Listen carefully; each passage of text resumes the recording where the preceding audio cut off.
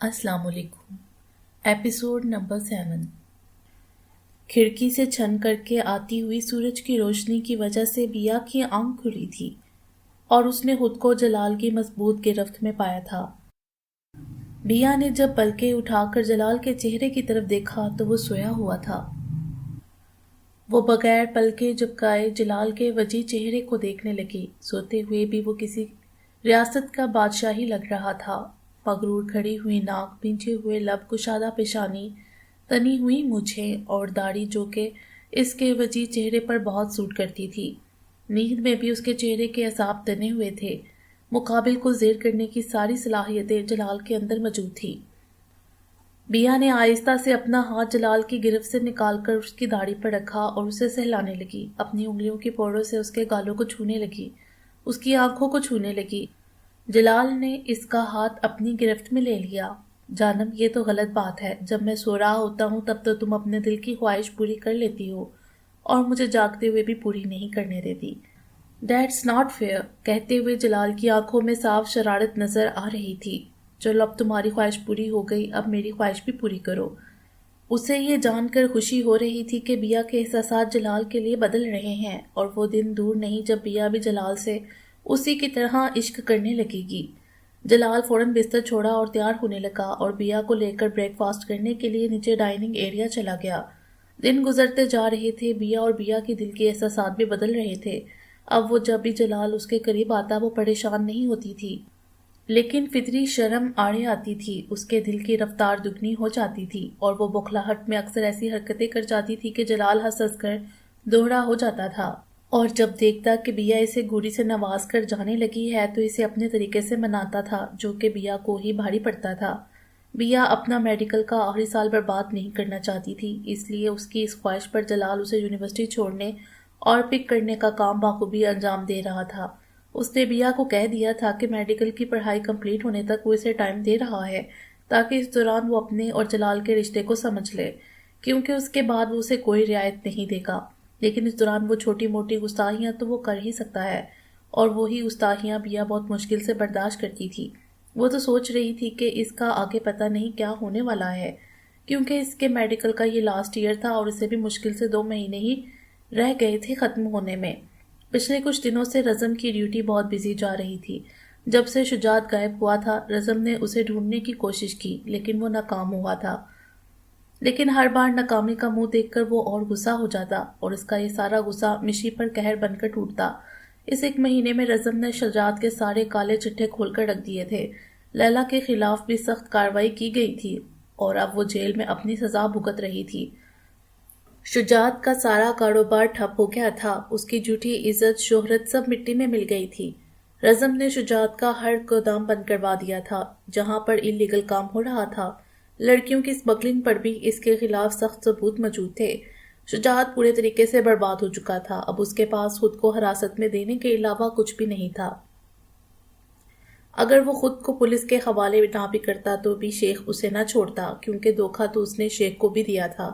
अब देखना ये था कि आगे होता क्या है। सभी हैरान थे अचानक शुजात के यूं रूपोश होने पर।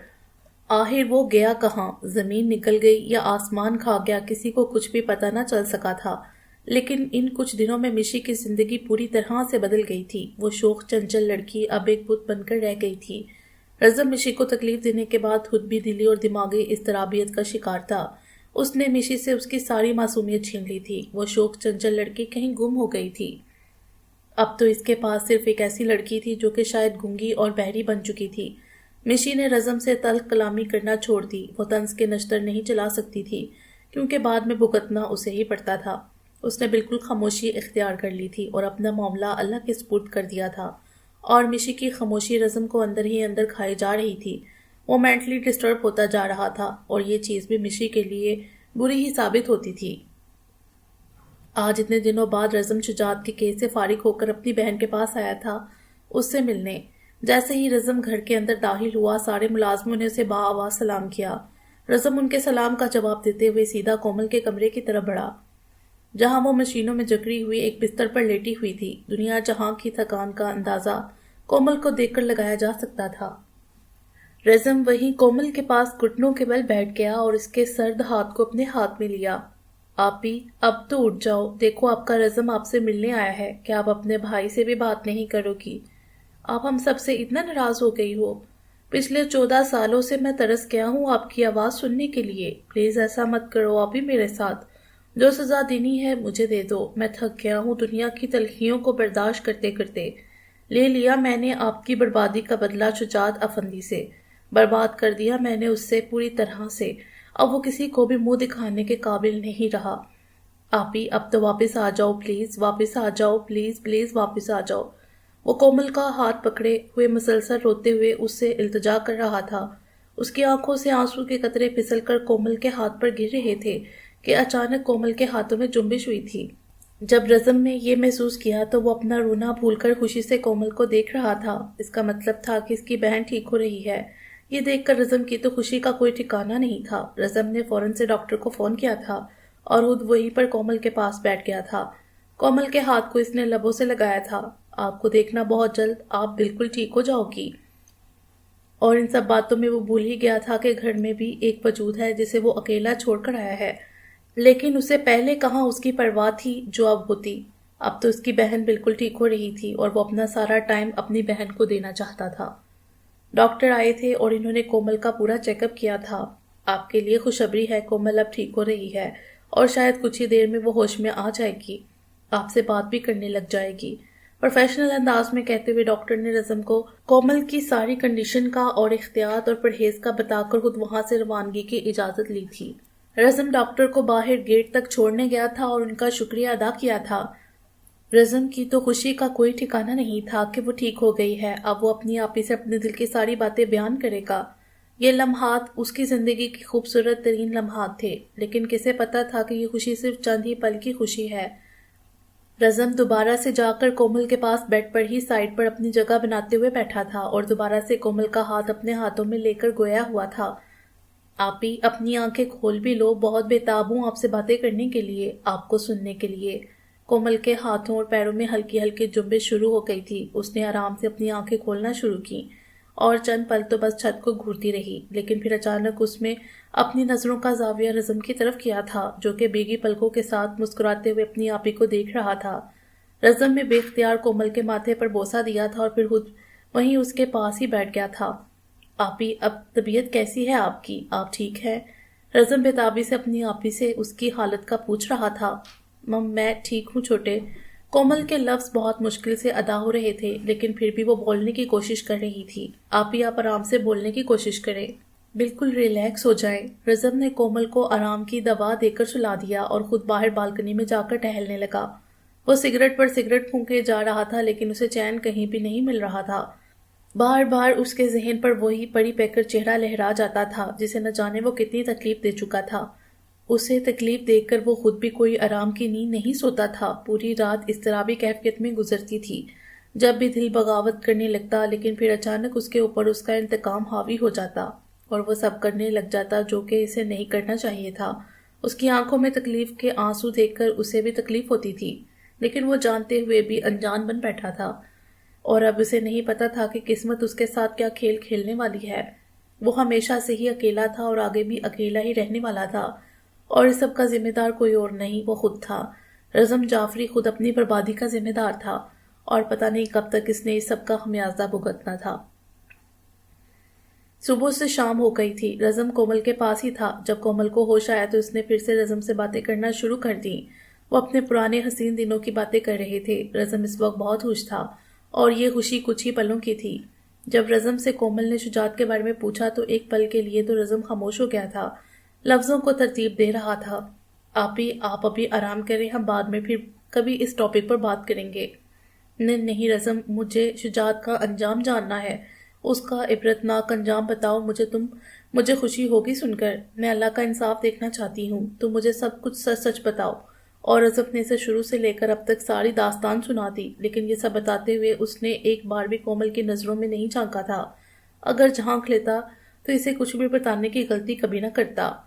رزم، تم نے اپنے بدلے کے لیے ایک لڑکی کو ہتھیار بنایا؟ صدمے سے کومل سے بولنا محال ہو رہا تھا۔ وہ حیران تھی کہ اس کا اتنی محبت اور سب سے پیار کرنے والا بھائی کیسے کسی معصوم لڑکی کی زندگی اپنے بدلے کی آگ میں اجاڑ سکتا ہے۔ رزم، تم نے اپنا بدلہ ایک کمزور لڑکی سے لیا؟ تم تو میرے بھائی نہیں ہو۔ کومل اٹھ کر بیٹھ چکی تھی اور رزم کے سینے پر مکے برسائے جا رہی تھی۔ میرا بھائی ایسا ہو ہی نہیں سکتا، تم کوئی اور ہو، تم بے روپیے ہو، جاؤ یہاں سے۔ کومل چلا چلا کر رزم کو وہاں سے بھیجنے کی کوشش کر رہی تھی۔ رو رو کر اس نے اپنی حالت اور خراب کر لی تھی۔ ابھی ہی تو وہ کوما سے اٹھی تھی۔ آپ ایسا مت کریں پلیز، آپ ایسا مت کریں، آپ کی طبیعت اور بگڑ جائے گی۔ رزم مسلسل کومل کو قابو کرنے کی کوشش کر رہا تھا، لیکن وہ قابو میں آ ہی نہیں رہی تھی۔ کومل نے رزم کو دھکا دیا تھا اور وہ دور جا گرا تھا۔ تم صحیح کرنے کی بات کر رہے ہو رزم، تم کیا صحیح کرو گے اور کیا کیا صحیح کرو گے؟ تم نے ایک معصوم کی زندگی اجاڑ دی رزم، تمہیں اندازہ بھی ہے تم نے کیا کیا ہے؟ شجاعت افندی نے مجھ سے بغیر کسی رشتے کے تعلق قائم کیا تھا، اس نے مجھے ہی نہیں میری روح کو بھی گھائل کر دیا تھا۔ اس نے مجھے مسلسل اذیت دی، مار دیا تھا، اس نے کومل کو مار دیا تھا، لیکن تم نے بچایا مجھے۔ کیوں رزم، کیوں بچایا تم نے مجھے؟ کیا اسی لیے بچایا تم نے مجھے کہ تم مجھے یہ بتا سکو کہ تم ایک اور کومل کو وجود میں لے آئے ہو؟ تم میں اور شجاعت میں کیا فرق رہ گیا پھر؟ بتاؤ مجھے، کیا فرق رہ گیا تم دونوں میں؟ شجاعت نے بغیر کسی رشتے کے میرے ساتھ یہ سب کیا، اور تم نے تو نکاح کیا تھا نا۔ بیوی تو عزت ہوتی ہے، میاں بیوی کا ایک دوسرے کا لباس ہوتے ہیں، اور تم نے اپنے ہی لباس کو اپنے تن سے جدا کر کے پھینک دیا ہے۔ تم نے نکاح کو گناہ بنا دیا ہے، بدلے کے لیے نکاح کیا تھا نا تم نے۔ تو سنو رزم جعفری، تم جیت کر بھی ہار گئے ہو، ہار گئے ہو تم، خود سے، اپنی قسمت سے، اپنے پیار سے۔ مجھے تو یہ لگ رہا ہے کہ تم نے کبھی محبت کی ہی نہیں تھی مشی سے، کیونکہ محبت میں درد دیا نہیں جاتا، درد بانٹے جاتے ہیں۔ جو محبت کرتے ہیں وہ ایک دوسرے کے ہمدرد بن جاتے ہیں، نہ کہ تمہاری طرح ظالم۔ تم نے تو ظلم کی انتہا کر دی، اپنی ہی محبت کو اپنے ہی ہاتھ مار دیا۔ تم نے دفنایا بھی نہیں، تم نے تو اسے مار ہی دیا ہے، قطرہ قطرہ کر کے ختم کر دیا تم نے۔ یہ محبت کو تم چاہو بھی تو اسے پا نہیں سکتے۔ مسلسل رونے اور چلانے سے کومل کی حالت اور بگڑ رہی تھی، اور رزم کو سمجھ نہیں آ رہا تھا کہ اب وہ کیا کرے۔ وہ کومل کو چھوڑ کر باہر بھی نہیں جا سکتا تھا اور اسے دیکھ بھی نہیں سکتا تھا۔ وہ خود بھی مسلسل روئے جا رہا تھا، اپنی غلطی کا اسے بھی احساس تھا، اور یہ احساس اس کو بہت دیر سے ہوا تھا۔ وہ خود بھی روئے جا رہا تھا، دونوں بہن بھائی رو رہے تھے۔ اس وقت مجھے نفرت ہو رہی ہے تم سے رزم، نفرت ہو رہی ہے، کراہت محسوس ہو رہی ہے مجھے تم سے اور خود سے بھی کہ میں تمہاری بہن ہوں۔ کاش کہ اسی دن مر جاتی۔ یہ سب دیکھنے سے تو اچھا تھا کہ میں مر ہی جاتی۔ اور تم زندہ کیوں ہو رزم؟ تم مر کیوں نہیں گئے؟ تم تو بہت کمزور مرد ثابت ہوئے، اور ظالم، بہت کمزور مرد جو کہ اپنا بدلہ خود اپنے بلبوتے پر نہیں لے سکتا۔ اسے اپنے بدلہ لینے کے لیے کمزور اور ناتواں لڑکی کی ضرورت تھی۔ کومل کی حالت بہت خراب ہو رہی تھی، لیکن وہ پھر بھی بولے جا رہی تھی۔ رزم، اگر میں ابھی مر بھی گئی نا تو تم پریشان مت ہونا، کیونکہ تم میرے مرنے سے پہلے ہی ایک اور کومل کو وجود میں لا چکے ہو، اور یہ آخری بات تھی جو کومل نے کہی تھی، اور آخری چیز کے ساتھ وہ اس دنیا سے، اس جہاں فانی سے کوچ کر گئی تھی، اور آج وہ خود نہیں مری تھی، آج اسے رزم نے مارا تھا، اور یہ بات ہی رزم کے لیے نہایت تکلیف دہ تھی۔ رزم تو مسلسل روتے ہوئے نفی میں اپنے سر کو ہلا رہا تھا۔ وہ طاقتور مرد آج رو رہا تھا، چلا چلا کر رو رہا تھا، بچوں کی طرح رو رہا تھا، لیکن آج اسے چپ کروانے والا کوئی بھی نہیں تھا۔ اس نے کوئی سہارا چھوڑا ہی نہیں تھا جو اسے چپ کرواتا۔ مشی کو تو اس نے یہ حق دیا ہی نہیں تھا، اور آج اس نے اپنے ہاتھوں سے اپنی بہن کو بھی مار دیا تھا، تو کون چپ کرواتا اسے؟ کوئی بھی نہیں۔ اچانک سے آنکھ سے آنسو تھمے تھے اور اس کی آنکھیں ویران ہو گئی تھیں، اور کتنی ہی دیر سے اپنی انہی آنکھوں سے وہ اپنی جان سے پیاری بہن کے بے جان وجود کو اپنی باہوں میں دیکھ رہا تھا، جسے وہ اتنے سالوں سے بچاتا آیا تھا دنیا کی نظروں سے، اسے سنبھال کے رکھا تھا۔ آج اس نے اسے اپنے ہی ہاتھوں سے مار دیا تھا۔ واقعی آج رزم جعفری ہار گیا تھا، قسمت کے ہاتھوں نہیں، خود اپنے ہاتھوں۔ کومل کی تدفین کے بعد جلال رزم کے ساتھ ہی تھا۔ ایسے وقت میں وہ رزم کو اکیلا نہیں چھوڑنا چاہتا تھا۔ جلال اور رزم بچپن سے ایک دوسرے کے دوست تھے، لیکن وہ دوست کم اور بھائی زیادہ لگتے تھے ایک دوسرے کے۔ جو بھی ان کو دیکھتا بھائی ہی کہتا تھا، اور پھر بچپن میں وہ حادثہ ہوا تھا، اس کے بعد وہ دونوں الگ ہو گئے تھے، لیکن قسمت کو کچھ اور ہی منظور تھا۔ نیو یارک شہر کے گہرے سائے دور فلک پر لہرا رہے تھے، اور وہ دونوں سمندر کے کنارے آرام سے بیٹھے ہوئے تھے۔ رزم تو پتہ نہیں کون سی سوچوں میں گم تھا، جبکہ جلال مسلسل رزم کے چہرے کی طرف دیکھ رہا تھا، جو کہ بالکل سپاٹ چہرہ لیے نہ جانے سمندر کی لہروں میں کیا تلاش کرنے کی کوشش کر رہا تھا۔ جلال نے رزم کے کندھے پر ہاتھ کا دباؤ ڈالا اور اسے دلاسا دیا، کیونکہ اس کے علاوہ اور کچھ کر بھی نہیں سکتا تھا۔ بھائی میں کچھ دیر اکیلا رہنا چاہتا ہوں۔ رزم نے اپنا سکتہ توڑا تھا اور وہ جلال سے گویا ہوا تھا، اور جلال بھی یہ چاہتا تھا کہ رزم اپنے آپ کو سنبھالے، اس لیے اسے وہاں چھوڑ کر وہ خود گھر چلا گیا۔ جبکہ جلال کے جاتے ہی رزم نے گھر کا رخ کیا تھا، کیونکہ وہ اپنی بہن کو تو کھو چکا تھا، اب وہ مشی کو نہیں کھونا چاہتا تھا۔ آج وہ بس سب کچھ بتا دینا چاہتا تھا، اس سے معافی مانگنا چاہتا تھا، لیکن اسے نہیں پتا تھا کہ گھر میں ایک اور قیامت اس کا انتظار کر رہی ہے۔ رزم پریشان اور اڈال سا اپنے شکستہ قدم اٹھاتا ہوا گھر کے اندر داخل ہوا، لیکن مین گیٹ پر ہی اسے اپنا گارڈ نہایت ہی زخمی حالت میں ملا، اور اسے دیکھتے ہی رزم کے ذہن میں ایک خیال بجلی کی طرح کوندا تھا، اور وہ مشی کا خیال تھا۔ مشی کو سوچتے ہی رزم فوراً سے گھر کے اندرونی گیٹ کی طرف بھاگا تھا۔ مسلسل بھاگتے ہوئے اسے اپنا سب کچھ لٹتا ہوا محسوس ہوا تھا، کیونکہ گھر کی ہر ایک چیز تہس نہس تھی۔ رزم کو لگ رہا تھا جیسے کسی نے اس کی جان مٹھی میں لے لی ہو۔ وہ بھاگتے ہوئے کمرے کے قریب پہنچا تو کمرے کا دروازہ کھلا ہوا تھا۔ جب اس نے کمرے میں قدم رکھے تو اسے اپنا ہر قدم من بھر کا لگ رہا تھا، اور اندر کا نظارہ دیکھ کر وہ دروازے کے ساتھ ہی لگ گیا تھا۔ اسے تو لگا تھا کہ اس نے مشی کے ساتھ کیا اس کی سزا اسے مل گئی ہے، کومل کی موت کی صورت میں، لیکن ایسا نہیں تھا۔ اسے تو اب اور تڑپنا تھا، برباد ہونا تھا۔ کمرے کا نظارہ کچھ یوں تھا، پورا کمرہ بکھرا ہوا تھا، ڈریسنگ ٹیبل کی ہر چیز نیچے گری ہوئی تھی، کانچ کے ٹکڑے جگہ جگہ بکھرے ہوئے تھے، ٹوٹی ہوئی چوڑیاں فرش پر گری تھیں، جیسے کسی نے بھاگنے کی کوشش کی ہو اور کھینچا تانی میں وہ سب ہوا ہو۔ مشی کا دوپٹہ کمرے کے کونے میں گرا ہوا تھا، ہر چیز بکھری ہوئی تھی۔ رزم نے جب قدم آگے بڑھائے تو کانچ کے ٹکڑوں پر نظر گئی، وہاں پر خون کے نشان موجود تھے۔ رزم کی روح کانپ گئی تھی یہ سب دیکھ کر۔ وہ دعا کر رہا تھا کہ وہ جو سوچ رہا ہے وہ سچ نہ ہو، اور بھاگتے ہوئے باتھ روم میں گیا، وہاں کی بھی ہر چیز بکھری ہوئی تھی۔ وہ کمرے سے باہر آیا اور چیخ چیخ کر مشی کو پکارنے لگا، لیکن وہ ہوتی تو آتی نہ۔ اسے وہ پل یاد آئے جب اس کی ایک آواز پر وہ حاضر ہوتی تھی اور کسی مجرم کی طرح اپنا سر جھکا کر کھڑی ہوتی تھی۔ رزم کی آنکھوں سے مسلسل آنسو بہہ رہے تھے، اس کا پورا چہرہ آنسوؤں سے تر تھا۔ وہ تکلیف میں تھا، اور اس وقت اسے اس تکلیف سے اللہ کے سوا کوئی بھی نہیں تھا جو نجات دلا سکتا۔ وہ وہیں پر سجدہ ریز ہو گیا تھا اور اپنے رب سے مشی کی سلامتی کی دعا کرنے لگا۔ بے شک وہ سننے والا ہے، لیکن یہ رزم کی آزمائش تھی، اور اس کو خود ہی اس سب سے لڑنا تھا۔ وہ جتنا برا کر چکا تھا اب اسے سب صحیح کرنا تھا، اب اسے اپنی مشی کو لانا تھا۔ وہ بھاگتے ہوئے باہر گیا اور اپنی جیپ لے کر مشی کو ڈھونڈنے لگا۔ مسلسل 1 گھنٹے سے اسے ناکامی کا سامنا ہو رہا تھا کہ اچانک اسے ایک رانگ نمبر سے کال آئی۔ رزم نے بغیر دیر کیے فوراً سے کال اٹھائی، لیکن اگلی طرف سے جو کہا گیا اسے سن کر رزم نے گاڑی کو بے اختیار بریک لگایا تھا۔ یہ آپ کی کیا کہہ رہے ہیں؟ کون سے ہاسپٹل میں آ رہا ہوں۔ رزم نے فوراً سے ہسپتال کا رخ کیا تھا۔ وہ جیسے ہی ہسپتال آیا وہاں پر آتے ہی مشی مشی چلانا شروع کر دیا۔ ڈاکٹر نے جب رزم کو چلاتے سنا تو فوراً اس کی طرف بڑھے۔ کیا آپ ہیں مسکان پیشنٹ کے ساتھ؟ جی میں ہوں، وائف ہے وہ میری، کیا ہوا ہے اسے، وہ ٹھیک تو ہے؟ رزم کی بات سن کر وہاں پر موجود ڈاکٹرز اور ان کا عملہ ایک دوسرے کو دیکھنے لگے، اور ایک ڈاکٹر نے آگے بڑھ کر رزم کو بازو سے پکڑا اور اسے ایمرجنسی OT میں لے گئے۔ رزم حیرانی سے ان سب کو دیکھ رہا تھا، پھر ان سب کو اگنور کرتا وہ OT میں داخل ہوا۔ اس کی سانسیں تھم سی گئی تھی اور دھڑکن فوراً سے تیز ہوئی تھی۔ ایک وجود کو سفید چادر میں لپٹے دیکھ کر رزم نے پیچھے مڑ کر دیکھا تو اب وہ ڈاکٹر وہاں موجود نہیں تھا، لیکن جیسے ہی رزم اس وجود کے پاس گیا ڈاکٹر اندر آیا تھا اور رزم کے بالکل پاس کھڑا ہو گیا تھا، کیونکہ وہ بھی احساسات رکھتا تھا اور اسے پتا تھا ابھی اس جوان کو سہارے کی سخت ضرورت پڑنے والی ہے۔ رزم پاس تو آ گیا تھا، لیکن اس میں اتنی ہمت نہیں تھی کہ وہ چادر کو ہٹا سکے۔ وہ دل میں مسلسل اپنے رب سے دعائیں مانگ رہا تھا کہ یہ اس کی مشی نہ ہو۔ رزم میں پتہ نہیں کیسے اتنی ہمت آ گئی کہ اس نے اپنا ہاتھ اس چادر کے پاس لے جانا چاہا، لیکن وہ چادر اس وجود کے منہ سے ہٹا نہیں پایا تھا۔ پلیز آپ مجھے بتائیں، یہ مشی نہیں ہے نا؟ یہ سب جھوٹ ہے نا؟ آپ بتاتے کیوں نہیں ہیں؟ رزم کا پورا چہرہ آنسو سے بھر گیا تھا، لیکن جو ہونا تھا وہ تو ہو چکا تھا۔ اتنے میں وہی ڈاکٹر آگے بڑھا اور اس نے کھینچ کر اس کے منہ سے چادر ہٹائی۔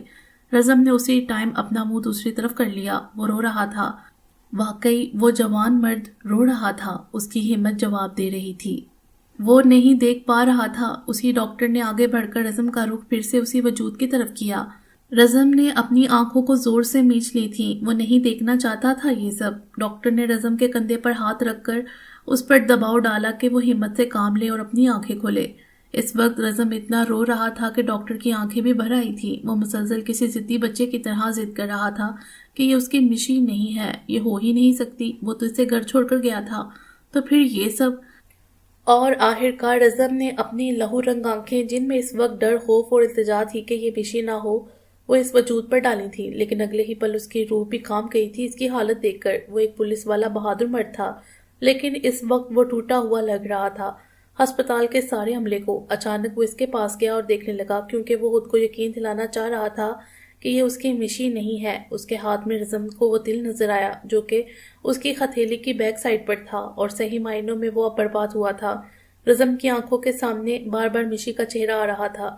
उसे उसकी सारी बातें याद आ रही थीं, उसका हंसना, उसका रोना, कोई गलती ना होते हुए भी माफी के लिए गिड़गिड़ाना। ये सब उसकी नज़रों में किसी फिल्म की तरह चल रहा था कि तभी डॉक्टर ने बोलना शुरू किया। इनका गैंग रेप हुआ था, इसके बाद इनको चलती गाड़ी से नीचे फेंका गया और सामने से आती हुई गाड़ी बगैर वक्त लगाए इनके ऊपर से गुजर गई। ये सब मिनटों में हुआ था। उनका चेहरा बुरे तरीके से खराब हो चुका था और इन्होंने उसी वक्त इस रोड पर ही अपना दम तोड़ दिया था। जब तक कोई पहुंचा वो अपनी जिंदगी की बाजी हार चुकी थी। जब इनको यहाँ लेकर आए थे तो अस्पताल के अमले ने पुलिस को फोन किया था, क्योंकि ये सीधा सीधा पुलिस केस था। फिर आपका पता लगा तो आपको इन्फॉर्म किया। रज़म मुसलसल रोते हुए और चिल्लाते हुए वहीं पर नीचे बैठ गया। क्या क्या जुल्म ढाए थे किस्मत ने उस बेचारी पर। आखिर उसका कसूर क्या था, मोहब्बत करना या फिर शुजात की बेटी होना। पूरा अस्पताल रज़म की वहशतनाक चीखों से गूंज उठा था। सब लोग उसे कुछ देर के लिए अकेला छोड़कर बाहर चले गए थे, और जाते भी क्यों ना, ये दर्द उसने खुद ही तो चुना था अपने लिए। उस मासूम पर खुद जुल्म करते हुए हाथ नहीं कांपे थे, और आज किसी और ने तो कर दिया तो इसकी बर्दाश्त से बाहर था। तुम खुश हो ना मुझे इस तरह रोते हुए देखकर? लो तो मैं रो रहा हूँ, माफी भी मांग रहा हूँ। प्लीज उठ जाओ एक बार, बस एक बार उठ जाओ। मैं वादा करता हूँ कभी तुम्हें तंग नहीं करूंगा, कुछ नहीं कहूंगा। तुम कहोगी तो तुम्हें अपनी शक्ल भी नहीं दिखाऊंगा। प्लीज उठ जाओ। तुम तो खुश होगी ना, तो दुआएं मांगा करती थी अपनी मौत की, और देखो क्या हो गया, तुम्हारी दुआ कबूल हो गई और मैं अकेला रह गया। देखो उठकर, तुम चाहती थी मुझे भी तकलीफ हो, तो देखो मैं तकलीफ में हूँ और ये तकलीफ मुझसे बर्दाश्त नहीं हो रही। उठ जाओ। तुम उठ क्यों नहीं रही हो? जब मैं कह रहा हूँ कि उठो तो मतलब है कि उठो। अच्छा अच्छा, मैं नहीं डांटता, पक्का नहीं डांटता। तुम डर रही हो ना, मत डरो, मैं कुछ नहीं कह रहा हूँ, बस तुम उठ जाओ, उठ जाओ। रज़म पागलों की तरह रोने लग जाता, तो कभी उस बेजान वजूद को अपने सीने में भींच लेता और कभी डांटना शुरू हो जाता कि शायद वो डर के ही उठ जाए, और आखिर में उसके सामने घुटनों के बल बैठकर माफी मांगने लगा। लेकिन जाने वाले तो चले जाते हैं, वो अपने पीछे बस अपनी यादें छोड़ जाते हैं, जो कि वो भी छोड़ गई थी। लेकिन वो यादें ही तो रज़म के लिए तकलीफ दे थी, क्योंकि उसने कोई अच्छी याद तो बनाई नहीं थी। बस हमेशा उसके सर पर बदला सवार रहता, और इसी बदले की वजह से तो उसने अपनी बहन और अब अपनी मिशी को भी खो दिया था, हमेशा हमेशा के लिए। आज फिर वो 15 साल पहले की तरह अकेला रह गया था। लेकिन तब उसकी किस्मत में ये लिखा था, और अब उसके अपने कर्मों की वजह से वो अकेला हुआ था। वो चीख रहा था, लेकिन वो किसी को भी अपना दर्द बयान नहीं कर सकता था। क्या ये दर्द भी बयान करने वाला था? नहीं, ये तो कोई बयान नहीं कर सकता जो आज रज़म पर गुजर रही थी। उसी वक्त रशीद भी अंदर आया था, लेकिन अपने एसीपी को इस हालत में देखकर वहीं रुक गया था। क़यामत में तेरा दागे मोहब्बत लेके उठूंगा, तेरी तस्वीर उस दम भी कलेजे से लगी होगी। रब्बा तेरी खुदाई हाय याद है आई, दिल ये देता दुखाई, गम से दे तू रुहाई। हाल कैसे सुनावा, रोक कैसे निभावा, रब्बा किस्मत में रोना क्यों लिखा। कैसा ये मर्ज है इश्क इश्क, कैसा ये दर्द है इश्क इश्क, मेरा दुश्मन मेरा इश्क इश्क। नहीं मैं मार मुकावा रब्बा, कैसे मोड़ पे न जाने लाई है जिंदगी। रूठा रूठा है नसीबा, रूठी रूठी हर खुशी। देखे थे जो ख्वाब सब टूट गए, वो कह रही है आंखों से शायद, वो कह रही है मेरी बेबसी। कोई बिखरा याद आए आंसू पिया न जाए, रब्बा किस्मत में रोना क्यों लिखा। कैसा ये मर्ज है इश्क इश्क, कैसा ये दर्द है इश्क इश्क, मेरा दुश्मन मेरा इश्क इश्क की मैं मार मुका। ऐसे दर्द में हम कुछ कर ही न जाएं, दर्द सहते सहते कहीं मर ही न जाएं। कैसे हम संभालें इस बेहाल दिल को, अपने आप से हम कहीं बढ़ ही न जाएं।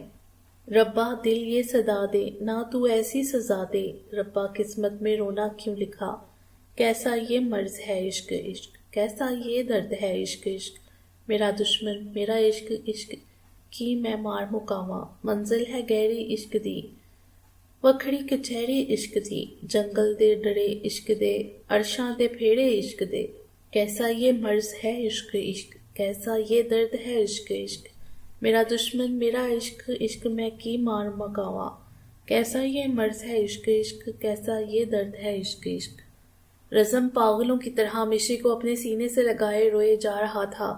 اسے کسی چیز کی پرواہ نہیں، نہ اپنی، نہ لوگوں کی اور نہ ہی وقت کی۔ اس نے سمجھنے میں دیر کر دی تھی کہ وہ مشی سے پیار نہیں کرتا بلکہ عشق کرتا ہے، بس ہر بار اس کی انا آگے آ جاتی بیچ میں، اور آج ہی اسی انا کی وجہ سے اس کی مشی اس سے اتنی دور چلی گئی تھی کہ اب وہ لوٹ کر کبھی واپس نہیں آ سکتی تھی۔ اللہ نے اسے موقع دیا تھا لیکن رزم نے اسے گوا دیا، اور اب اس کے پاس پچھتاوا تھا، صرف اور صرف پچھتاوا، عمر بھر کا پچھتاوا۔ قسمت نے کیا کھیل کھیلا تھا کہ جاتے ہوئے وہ ایک نظر بھر کر اس کا چہرہ بھی دیکھ نہیں پایا تھا۔ اس کا چہرہ اس کی پہچان ہی چھین لی تھی اس سے۔ رزم کا پورا چہرہ آنسوؤں سے بھیگا ہوا تھا، اس کے سینے میں درد سا اٹھ رہا تھا جو کہ ناقابل برداشت تھا۔ اس کا جو نقصان آج ہوا تھا وہ ناقابل تلافی تھا۔ آج وہ رشید کو ہارا ہوا لگا تھا، بالکل ٹوٹا اور بکھرا ہوا، جیسے پتہ نہیں اب جڑنا بھی تھا یا نہیں۔ جلال کے سنگ بیا کی زندگی پرسکون گزر رہی تھی۔ وہ اسے خود میں اتنا الجھائے رکھتا تھا کہ اسے کچھ اور سوچنے کا وقت ہی نہیں ملتا تھا۔ بیا کے احساسات اور جذبات تو بدل ہی رہے تھے، لیکن اس کے ساتھ جو اسے ایک اور چیز ہو گئی تھی وہ تھی عادت۔ اسے جلال کی اتنی عادت ہو گئی تھی کہ اب وہ اس کے بغیر سو ہی نہیں سکتی تھی۔ اب یہ عادت اچھی ہو یا بری، لیکن یہ عادت اب بیا کو لگ گئی تھی اور وہ اسے پسند بھی کرنے لگی تھی۔ جلال کے منع کرنے کے باوجود اکثر و بیشتر وہ اس کے لیے کھانا بنایا کرتی تھی، جس پر اسے جلال سے ڈانٹ بھی پڑتی تھی، لیکن اب وہ اس کی ڈانٹ کو کسی خاطر میں نہیں لاتی تھی۔ پتہ نہیں کیوں آپ نے میری عادتیں بگاڑ دی ہیں، اب عادت بگاڑی ہے تو سنبھالے بھی خود ہی، مجھے سنبھالنا بھی آپ کو ہی پڑے گا، جتنے بھی نخرے کروں گی آپ ہی کو اٹھانے پڑیں گے، بیا نے بھی ایک ادا سے کہا تھا، اور یہ کہنا تھا کہ جلال تو ہواؤں میں اڑنے لگا تھا۔ جانم تم حکم کرو، تمہارے نخرے تو کیا میں تمہیں بھی اٹھانے کے لیے تیار ہوں، جلال نے شوخی سے کہا تھا اور بیا کے قریب ہو کر ایک آنکھ دبائی تھی۔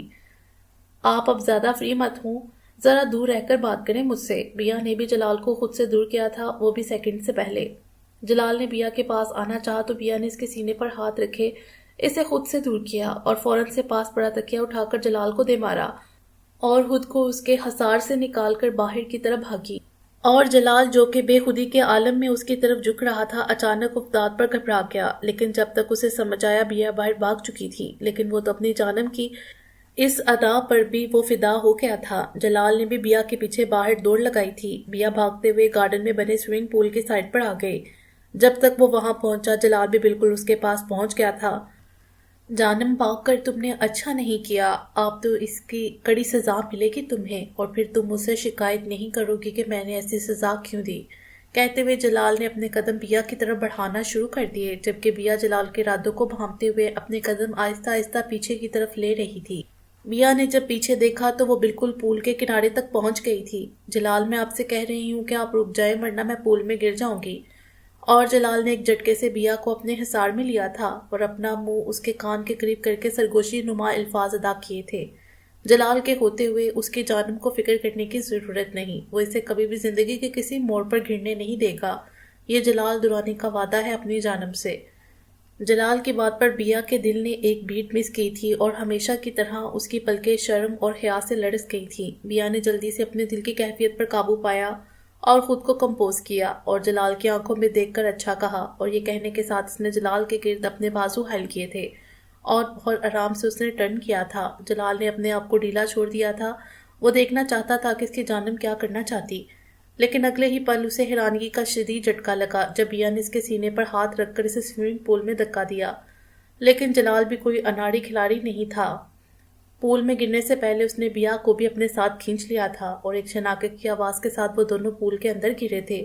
جلال خود تو کھڑا ہوا، ساتھ میں اس نے بیا کو بھی سہارا دے کر کھڑا کرنے کی کوشش کی جو کہ سوئمنگ پول میں ڈوب رہی تھی۔ جلال نے بیا کو اٹھایا۔ اب سچویشن یہ تھی کہ جلال پول میں کھڑا تھا اور بیا جو کہ سیدھی پانی میں کھڑی تھی اپنے ہاتھ پاؤں چلانے کی کوشش کر رہی تھی کیونکہ سوئنگ تو اسے آتی نہیں تھی، لیکن جیسے ہی جلال نے اسے اوپر اٹھایا وہ گہرے گہرے سانس لے کر خود کو نارمل کرنے کی کوشش کرنے لگی۔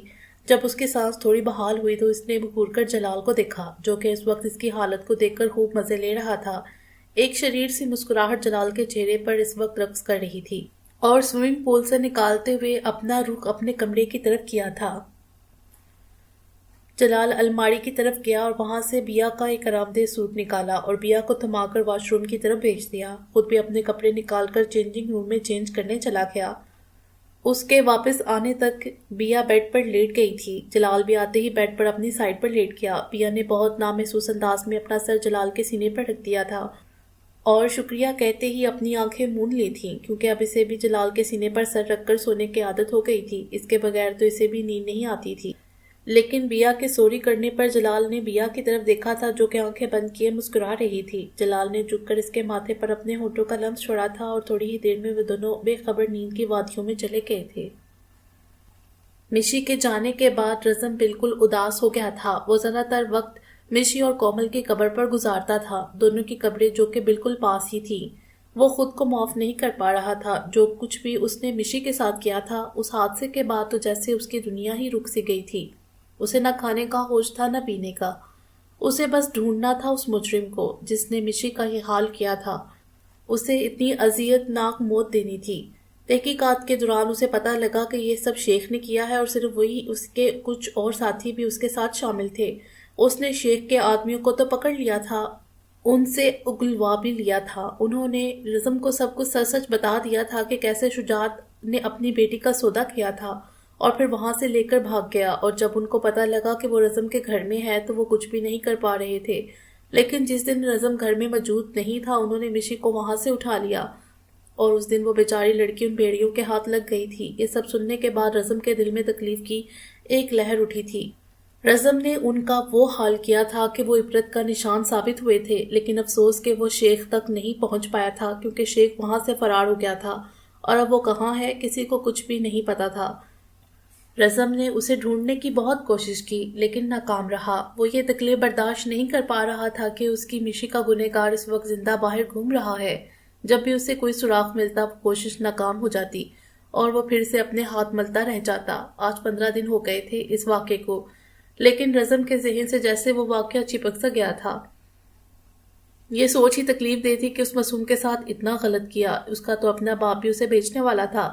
یہ بات جب رزم کو پتہ لگی تو اس کے دماغ کی رگیں تن گئی تھی اور ساتھ ہی شرمندگی نے بھی آن گھیرا تھا کہ وہ کتنا غلط کر رہا تھا، لیکن اب پچھتانے کے سوا اس کے پاس کچھ بھی نہیں تھا۔ یہی سوچ اسے پاگل کیے جا رہی تھی اور وہ دن بدن لاغر ہوتا جا رہا تھا۔ اس کے چہرے کی رونق تو کہیں چلی گئی تھی۔ جب جلال کو رزم کی ایسی حالت کا پتہ لگا تو اس نے رزم کو اپنے پاس نیو یارک بلا لیا۔ جلال نے جب رزم کو دیکھا تو ایک پل کے لیے وہ بھی حیران رہ گیا۔ یہ تو اس کا وہ رزم نہیں تھا جو ہنستا کھیلتا تھا، اب تو وہ مسکرانا ہی بھول چکا تھا۔ جب بھی کوئی بات کرتا تو ہوں ہاں میں جواب دیتا، لیکن ایک بات جو اچھی ہوئی تھی وہ تھا اس کا بیا سے لگاؤ۔ بیا کو دیکھ کر اسے اپنا پن کا احساس ہوتا تھا۔ اسے بیا سے مشی کی خوشبو آتی تھی۔ اگر اس نے کومل کو کھو دیا تھا تو بیا جیسی معصوم بہن کو پا لیا تھا، لیکن جب وہ یہ دیکھتا کہ جلال بیا کے ساتھ کتنے اچھے طریقے سے، کتنی محبت سے پیش آتا ہے تو اس کے دل میں درد کی ٹھیسیں سی اٹھتی تھیں اور اس کے لیے یہ درد ناقابل برداشت ہو جاتا تھا۔ کیا ہوتا اگر وہ بھی جلال کی طرح صبر کر لیتا اور مشی پر اتنے ظلم نہ ڈھاتا تو آج اس کی مشی بھی اس کے پاس موجود ہوتی۔ جب بھی بیا اسے بھائی کی طرح ٹریٹ کرتی، اس کے ساتھ مذاق مستی کرتی جو کہ اس کی شخصیت کا حصہ تو نہیں تھا، لیکن جلال کے ساتھ رہتے رہتے وہ بھی یہ سب سیکھ گئی تھی۔ رزم یہ سوچنے پر مجبور ہو جاتا تھا کہ اگر بیا کو پتہ لگے کہ میں نے اس کی بہن کے ساتھ کیا کیا ہے تو کیا وہ مجھے کبھی معاف کر پائے گی؟ اگر اسے پتہ لگے کہ اس کی بہن کا گنہگار میں ہوں، کیا کیا ہے میں نے اس کی معصوم مشی کے ساتھ، تو وہ میری شکل بھی دیکھنا پسند نہیں کرے گی۔ لیکن نہیں، میں بیا کو مزید خود سے اتنا اٹیچ نہیں ہونے دوں گا۔ میں یہاں سے چلا جاؤں گا تاکہ اسے کبھی کچھ پتہ نہ چلے اور وہ مجھ سے نفرت نہ کرے۔ لیکن میں پہلے بھی ایک بہن کھو چکا ہوں، اب اس بہن کو کھونے کی سکت مجھ میں باقی نہیں ہے۔ یہ فیصلہ کرتے ہی اگلے روز رزم نے پاکستان واپسی کر لی تھی۔ یہاں آ کر بھی اسے بے چین دل کو قرار نہیں ملا تھا۔ وہ گھنٹوں اکیلا کمرے میں بیٹھا رہتا یا پھر مشی کی قبر پر آ کر روتا رہتا، لیکن اس نے ہمت نہیں ہاری تھی۔ وہ مسلسل شجاعت اور شیخ کو ڈھونڈنے کی تنگ و دو میں لگا ہوا تھا۔ آج پھر وہ مشی کی قبر پر موجود تھا، اس کی قبر کی تختی کو اپنے ہاتھوں سے چھو رہا تھا۔ تیرے جانے کا غم، پھر نہ آنے کا غم، اور زمانے کا غم کیا کریں؟ راہ دیکھے نظر عمر بھر جھانک کر، پر تیری تو خبر نہ ملے۔ بہت آئی تیری یادیں مگر اس بار تم ہی آنا، ارادے پھر سے جانے کے نہیں لانا تم ہی آنا۔ کوئی تو راہ ہوگی جو تیرے گھر کو جاتی ہے، کروں پیچھا صداؤں کا سن کیا کہنا چاہتی ہے۔ تم آؤ گے مجھے ملنے، خبر یہ بھی تم ہی لانا، بہت آتی تیری یادیں مگر اس بار تم ہی آنا۔ اور اسی کی قبر پر سر رکھ کر رونا شروع ہو گیا، اپنے گناہوں کی، اپنے ہر ظلم کی اس سے معافی مانگنے لگ گیا جو کہ اب ملنا ناممکن تھی۔ جلال نے جو وقت بیا کو دیا تھا وہ ختم ہو گیا تھا، لیکن وہ بیا سے پیار نہیں عشق کرتا تھا، تو وہ کیسے اس کی مرضی کے بغیر اسے حاصل کرتا؟ اس لیے اس نے فیصلہ کیا تھا کہ وہ اسے ٹائم دے گا، اور بیا خود سے پہل تو کرنے سے رہی، اس لیے اس نے اسے ڈریس والا آئیڈیا دیا تھا۔ بیا جلال کو بہت تنگ کرتی تھی کہ گھر والوں سے بات کروائے، لیکن جلال فرصت سے اسے ٹال دیتا۔ لیکن بیا نے ایک بہت بڑی ضد کی کہ کھانا ہی چھوڑ دیا، تو جلال نے ایک شرط پر اس کی بات کروائی تھی غازی سے۔ اس کے بعد وہ تب بات کر سکے گی جب وہ دل سے جلال کو قبول کر لے گی، اور اسے لگا کہ اب کوئی بھی نہیں ہے ایسا جو ان دونوں کو الگ کر سکے۔ پتہ نہیں کیوں، لیکن بیا کو لگتا تھا کہ جلال اس کے معاملے میں کچھ زیادہ ہی جنونی ہو جاتا تھا۔ کبھی کبھی وہ بھی ڈرنے لگتی تھی۔ جب بھی وہ زیادہ ضد کرتی کہ میری بات کرواؤ تو جلال ایک ہی بات کہتا، تم میرے صبر کا اتنا امتحان کیوں لے رہی ہو؟ پھر مجھے میرے صبر کا پھل دے دو، میں تمہاری بات کروا دوں گا۔ بات کیا، میں تمہیں خود لے جاؤں گا، لیکن تب جب مجھے یقین ہو جائے گا کہ ہم دو جسموں اور ایک جان ہو گئے ہیں، تو پھر کیا کہتی ہو جانم، کہاں سے شروع کروں میں؟ تو بیا فوراً اپنی ضد چھوڑ دیتی۔ اسے پتا تھا کہ جلال جو کہتا ہے وہ کر کے ہی رہتا ہے، اور وہ اسے کوئی بھی غلط سگنل دے کر اپنی شامت نہیں بلانا چاہتی تھی۔ جلال بیا کو کچھ بھی بتانا نہیں چاہتا تھا، اس لیے ہر بار وہی حربہ آزماتا تاکہ بیا گھر والوں کو کم سے کم یاد کرے۔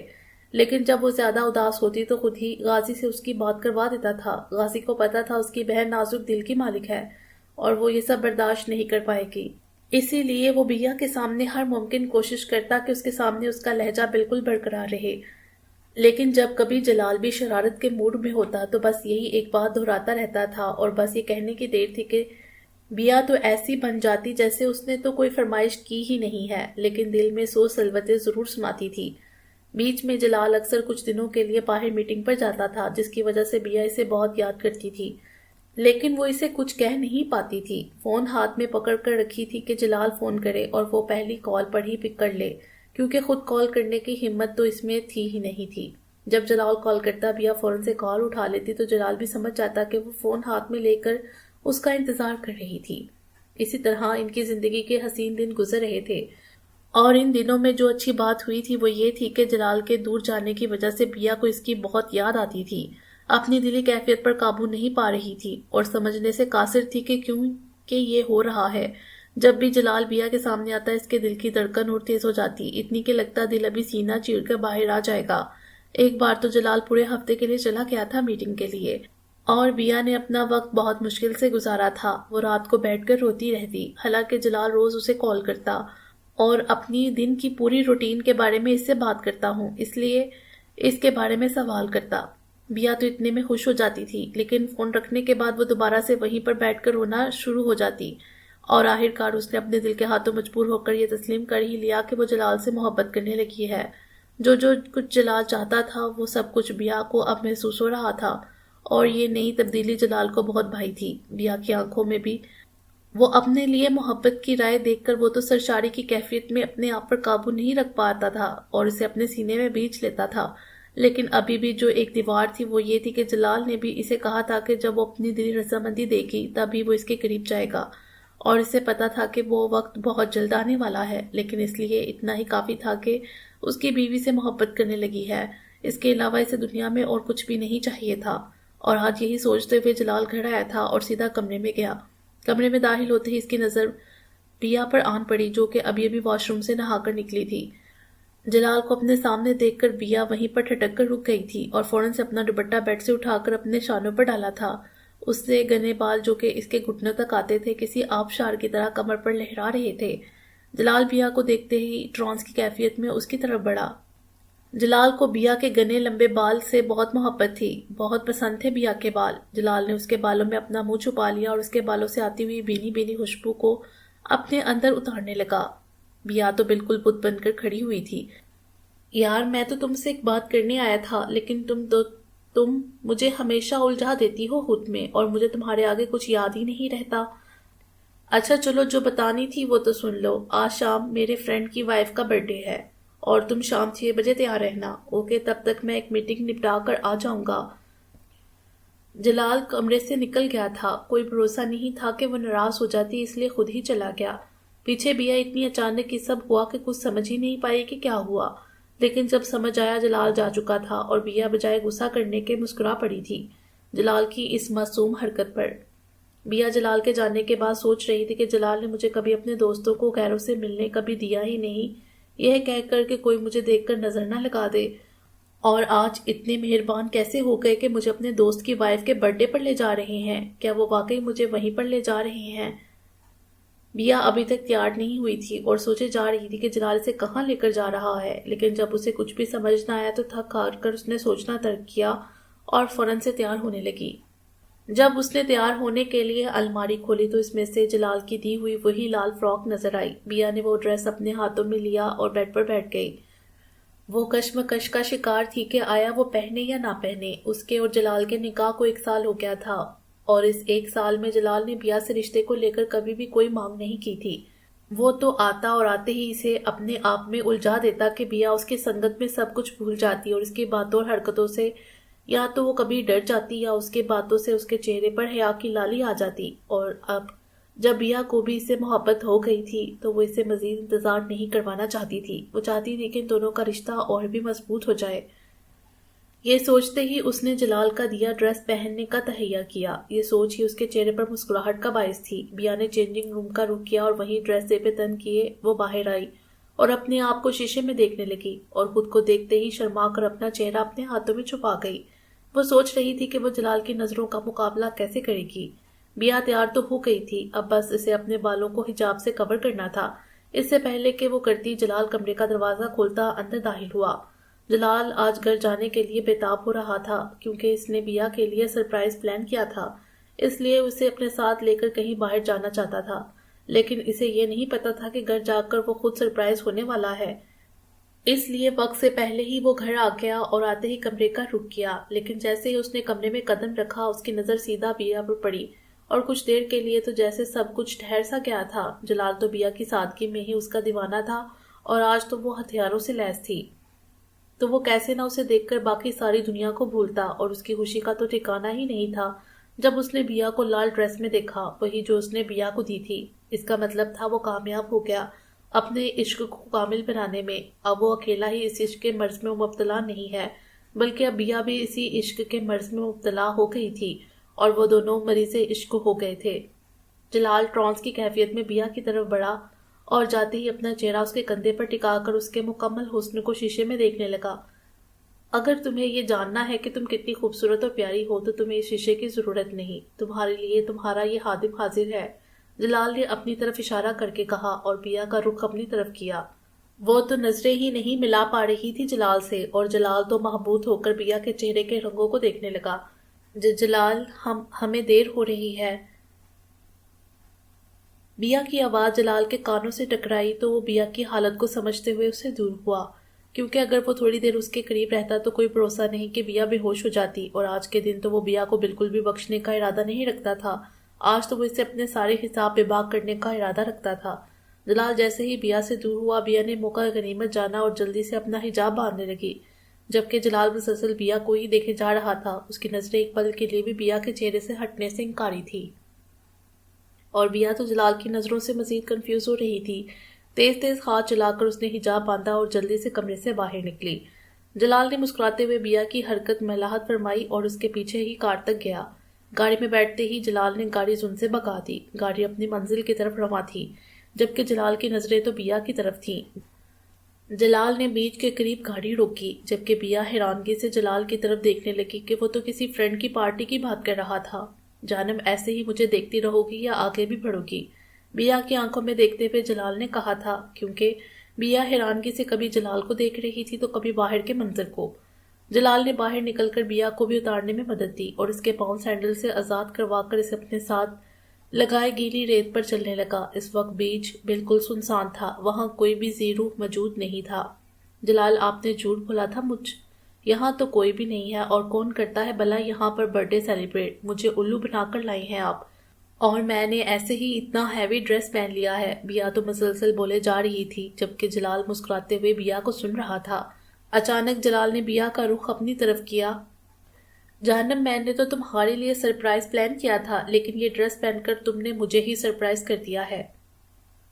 تبھی میوزک پلیئر آن ہوا تھا اور گانے کے بول کے ساتھ جلال بھی بیا کو لے کر اسے گول گول گھما رہا تھا۔ مریض عشق ہوں میں کر دے دعا، مریض عشق ہوں میں کر دے دوا، ہاتھ رکھ دے تو دل پہ ذرا۔ پورا کمرہ سرخ گلابوں سے سجا ہوا تھا، بیڈ پر ہارٹ شیپ کا پھولوں سے دل بنایا گیا تھا۔ جلال بیا کے پاس ہی بیڈ پر بیٹھ گیا اور بیا کو شانوں سے تھاما تھا، اور اسی طرح وہ دونوں خوشی خوشی ایک دوسرے کے سنگ اپنی زندگی کی منزلیں طے کر رہے تھے۔ جلال اور بیا دونوں ہی ایک دوسرے کے ساتھ خوش تھے۔ اگر ایک نظر نہ آتا تو دوسرا بے چین ہو جاتا تھا۔ یہی تو محبت ہے کہ محبوب نظروں کے سامنے نہ ہو تو بے چینی ہو، اور اگر ہو تو دل کا قرار۔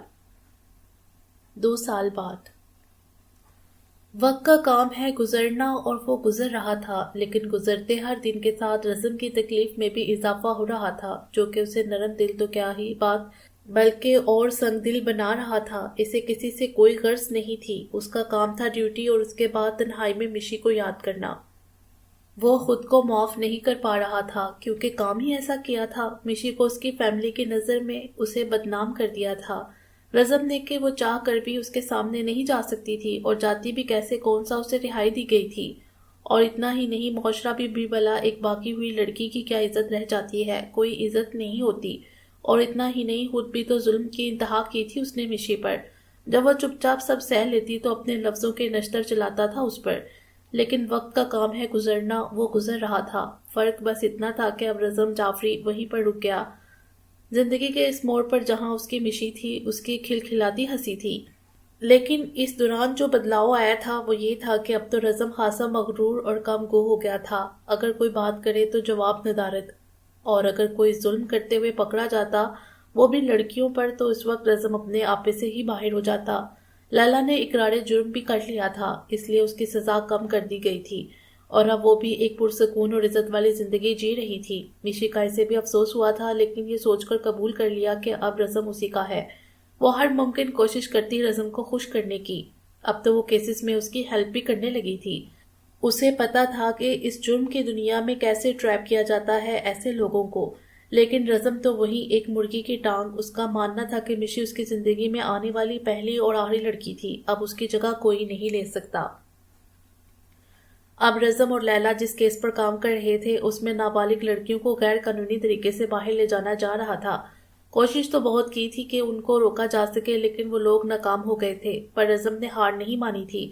اس نے سوچ لیا تھا وہ ان لڑکیوں کو رہائی اور انصاف دلا کر رہے گا، اور اسی سلسلے میں اس نے اگلے دن سویڈن کی پہلی فلائٹ پر روانگی کرنی تھی، اور اس کا ارادہ پہلے لڑکیوں کو بازیاب کروانے کا تھا۔ اس کے بعد وہاں پر اس کے انکل اور آنٹی نیلوفر اور مسٹر خلیل رہتے تھے، ان کے پاس جانا تھا۔ مس نیلوفر نان مسلم تھی، لیکن جب مسٹر خلیل ان کی زندگی میں آئے تو ان کے حسن اخلاق کو دیکھ کر وہ اتنا انسپائر ہوئی تھی کہ انہوں نے اسلام قبول کر لیا، اور اس کے کچھ ہی مہینوں بعد انہوں نے ان سے نکاح کر لیا۔ وہ دونوں بہت خوش تھے، لیکن ایک کمی جو کہ نیلوفر کو لگتی تھی وہ تھی اولاد۔ ان کی شادی کو 5 سال ہو گئے اور کوئی خوشخبری نہیں ملی تھی۔ تب وہ اپنے دوست کے پاس نیلوفر کو لے کر آئے تھے، ان کی وائف کے پاس، تاکہ نیلوفر بھی تھوڑا سوچ سے باہر نکلے گی۔ اس طرح ان کی دوستی اور گہری ہو گئی۔ لیکن اللہ کو تو کچھ اور ہی منظور تھا۔ جب رزم کے ساتھ یہ حادثہ ہوا، اس دن وہ لوگ واپس جا رہے تھے۔ انہیں کیا پتا تھا اس دن ان کا جان سے پیارا دوست ان کو اکیلا چھوڑ کر چلا جائے گا، لیکن جاتے ہوئے اپنا لخت جگر ان کو دے جائے گا۔ ان دونوں نے رزم کو اپنا سگا بیٹا بنا کر پالا تھا۔ وہ ایک پل کے لیے رزم کو خود سے دور جانے نہیں دیتے تھے۔ جب رزم ان کی زندگی میں آیا تو اس کے آنے کے بعد 3 سال میں ان کو بھی ایک خوشخبری مرحا کی صورت میں مل گئی تھی، لیکن وہ اپنی خوشیوں کا سارا حقدار رزم کو ہی سمجھتے تھے، کیونکہ رزم ان کی زندگی میں جب آیا تھا تب ہی ان کو یہ خوشی نصیب ہوئی تھی۔ وہ تو ایک پل کے لیے رزم کو خود سے دور نہیں جانے دیتی تھی، لیکن مرحا کے آنے کے بعد رزم کو اور بھی بہانہ مل گیا تھا۔ پہلے تو نیلوفر یہی کہتی تھی کہ میں اکیلی بور ہو جاتی ہوں، اکیلا محسوس کرتی ہوں، لیکن اب ان کی یہ وجہ مرحا کے آنے کے بعد ختم ہو گئی تھی۔ اس لیے رزم نے ان سے اجازت مانگی تھی پاکستان واپس جانے کے لیے۔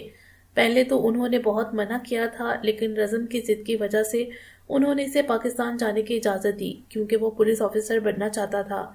رزم اکثر ان سے ملنے کے لیے جایا کرتا تھا، لیکن اس کی جاب کی نوعیت ہی ایسی کہ کبھی کبھی تو وہ سال ہر سال ان کے پاس جا نہیں پاتا تھا۔ کومل کے بارے میں بھی اس نے انہیں کچھ نہیں بتایا تھا۔ اس نے یہی ظاہر کیا تھا کہ جب ان کو ملی تھی اس کے بعد علاج کے دوران اس کی ڈیتھ ہو گئی تھی، اس لیے ان کے انکل آنٹی دونوں اس بات سے انجان تھے۔ لیکن ان کو اتنا تو پتا تھا کہ رزم شجاعت سے بدلے کے لیے واپس گیا ہے اور اس نے پولیس جوائن کی ہے، اور یہی اس سے بدلے میں تو اس سے غلطی ہوئی تھی۔ اس بدلے کی آگ میں وہ ایک معصوم زندگی کو برباد کر چکا تھا، اور صرف اسے نہیں خود کو بھی برباد کر چکا تھا۔ کام گو تو پہلے ہی تھا، لیکن جو اس کی شوخی تھی، جو کہ اس کی عادت کا خاصہ تھی، وہ بھی اب چلی گئی تھی۔ اس نے اپنے آپ کو روبوٹک مشین بنا لیا تھا، جذبات سے عاری انسان۔ باقی انشاءاللہ اگلی ویڈیو میں امید ہے آپ کو یہ ویڈیو پسند آئی ہوگی۔ ہمارے چینل کو سبسکرائب کریں اور بیل آئیکن کو پریس کر دیں ہمارے چینل کے لیٹسٹ اپڈیٹس حاصل کرنے کے لیے۔ شکریہ۔